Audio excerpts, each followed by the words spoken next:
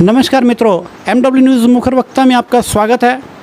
जैसा कि हम आपको अनेक जनप्रतिनिधियों से रूबरू करवाते हैं, इसी क्रम में आज हम बात करेंगे गायत्री ग्राम सेवा सहकारी समिति लिमिटेड लटोरी के अध्यक्ष हैं घनश्याम जी मीणा और उनके साथ में व्यवस्थापक हरिओम जी गौड़, जो कि जिनसे चर्चा करेंगे कि समिति के कैसे हालात और किस दौर से गुजर रही है समिति, क्या समस्याएं इसमें आ रही हैं, किन किन समस्याओं का सामना करना पड़ता है समिति को चलाने में। तो सबसे पहले अध्यक्ष साहब, आपका बहुत बहुत स्वागत है हमारे चैनल में। धन्यवाद। गौड़ साहब, आपका भी बहुत बहुत स्वागत है। जी धन्यवाद। तो सबसे पहले तो मीणा साहब जानेंगे आपके बारे में कि आप जो है अध्यक्ष बने हैं इस समिति में, पहली बार बने हैं या पहले भी कोई चुनाव लड़ा था, इससे पहले भी कोई आपका जीवन परिचय के बारे में थोड़ा बताएं। मैं 11 साल से ही इसमें सदस्य था पहले, और अभी इस साल निर्विरोध अध्यक्ष बना। इससे पहले मैं फौज में सर्विस करता था, वहाँ से रिटायरमेंट होके अभी खेतीबाड़ी का काम भी करता हूँ और थोड़ी बहुत राजनीतिक भी कर लेता हूँ। फौज से आप देश को संभाला फौज में रहते हुए, उसके बाद में आज आप समिति में रहते हुए आप समिति को संभाल रहे हैं और राजनीति में भी थोड़ा अग्रणी हो रहे हैं। तो बात करेंगे आपके जो समिति है, ये जो लटोरी समिति है गांव की, कोटा ज़िले की एक बहुत अच्छी समिति है। तो इस समिति में विशेष रूप से क्या समस्याएं क्या आ रही है, सबसे प्रमुखता से ऐसी क्या समस्याएं हैं जिसका सामना समिति के कर्मचारियों को और समिति को हो रहा है? सबसे ज़्यादा समस्या तो खाद की आती है। खाद के साथ कंपनी वाले अटैचमेंट देते हैं, जो उससे काश्तकारों को जो हम अटैचमेंट साथ में देते हैं खाद के, तो काश्तकार नाराज़ होते हैं, वो आगे शिकायत करते हैं, तो यहाँ पे समस्या खड़ी होती है। कई बार पुलिस को बुलाना पड़ता है, यहाँ पे जाके व्यवस्थाएं ठीक होती। मतलब जो खाद के साथ में अन्य प्रोडक्ट जो दे दिए जाते हैं, वही बात है, है ना? खाद के साथ में अन्य जो प्रोडक्ट दे दिए जा रहे हैं उस पर रोक लगनी चाहिए और वो उनको ऐच्छिक करना चाहिए। यही मतलब उसको ऐच्छिक कर देंगे तो कहीं ना कहीं क्योंकि आमतौर पर क्या होता है कि समिति को जैसे खाद के साथ में अन्य प्रोडक्ट दे दिया जाता है, लेकिन समिति जो है किसान को प्रोडक्ट वो नहीं दे सकती है। इस बारे में आप किसानों के क्या रुझान है कि वो लेना नहीं चाहते हैं या क्या रीज़न है? जैसे अभी इन्होंने खाद के साथ गाड़ियों के साथ नैनो यूरिया की पेटियां भेज देते हैं। किसान लोग नैनो यूरिया लेना पसंद ही नहीं करते, साथ में उसके कभी कभी सागरिका भेज देते हैं, उसको भी काश्तकार लेना नहीं चाहते। इसलिए जो अटैचमेंट दे रहे हैं उनको बिल्कुल बंद कर दिया जाए, या फिर जो जिसकी इच्छा है उसी को ही अटैचमेंट के साथ डिमांड के अनुसार भेजा जाए। मतलब बिना इच्छा के अन्य प्रोडक्ट नहीं देने चाहिए। तो अब बात करेंगे इसके अलावा और क्या समस्या आ रही है सब? जैसे अभी बीमे की बात चल रही है, तो बीमे भी काफ़ी काटे जा रहे हैं। बीमे इतने काटे जा रहे हैं कि उनसे ब्याज ले ले कोई ठीक रहे सरकारी में। फसली बीमा होता है, उसको भी काफ़ी काटा जाता है, और सर्वे वर्वे होते हैं टाइमली, वो भी नहीं आ पाता।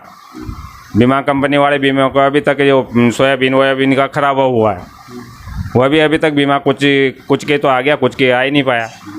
ऐसी अनेकों समस्याएं हैं, उनका समाधान होना चाहिए कि बीमा कट रहा है तो फिर जो जितना नुकसान हो उस नुकसान का भुगतान किसानों को किया जाए और वह भी टाइमली किया जाए। मतलब बीमे का जो प्रीमियम लिया जा रहा है वो ब्याज से ज़्यादा तो प्रीमियम है, यही कहना चाहते हैं? हाँ जी।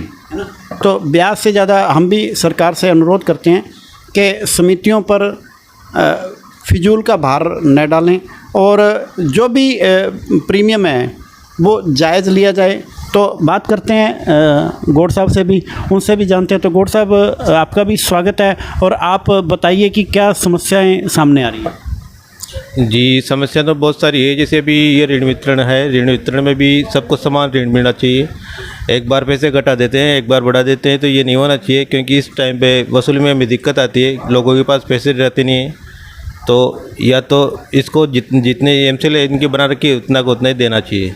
जैसे बीमा प्रीमियम के बारे में बताया, तो जीवन सुरक्षा बीमा होता है, तो इसका कभी तो बीमा कंपनी और सरकार के एमयू नहीं होता है, तो किसी भी बार तो ये बीमा नहीं हो पाता।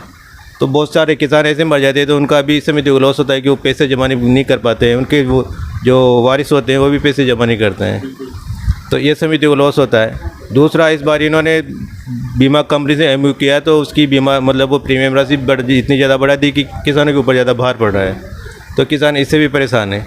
वैसे ही फसली बीमा है, फसली बीमा में भी प्रीमियम ज़्यादा लेते हैं और इनको जो नुकसान होता है वो बहुत कम दिया जाता है या दिया ही नहीं जाता है।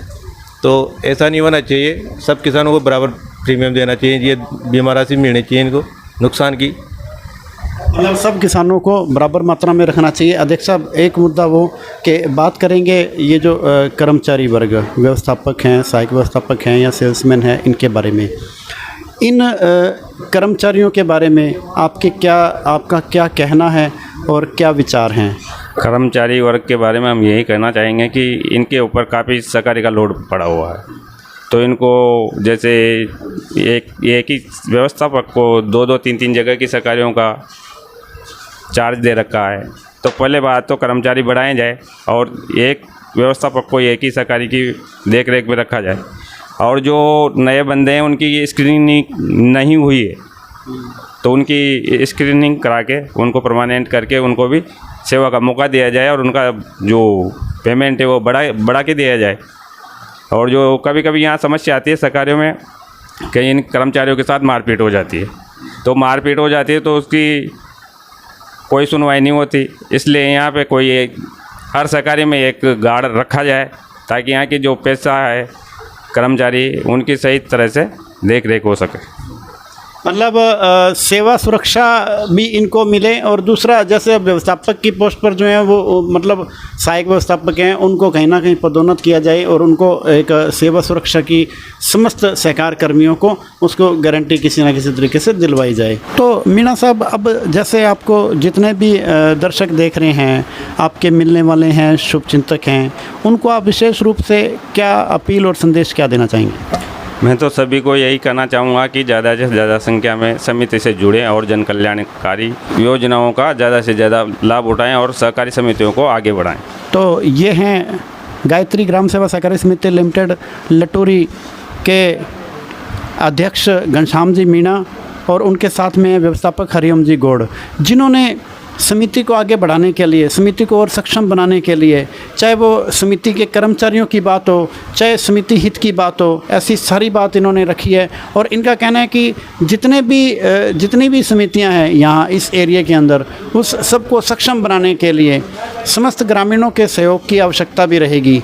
जैसे कि नैनो यूरिया जो प्रोडक्ट जो बिना मर्जी के दे दिया जाता है, उसको ऐच्छिक करने की डिमांड करनी है। अगर उस डिमांड को, ऐसी डिमांडों को अगर पूरा करना है, चाहे वो लोन बढ़ोतरी की बात हो, अगर इन डिमांडों को पूरा करना है तो सबको साथ देना होगा।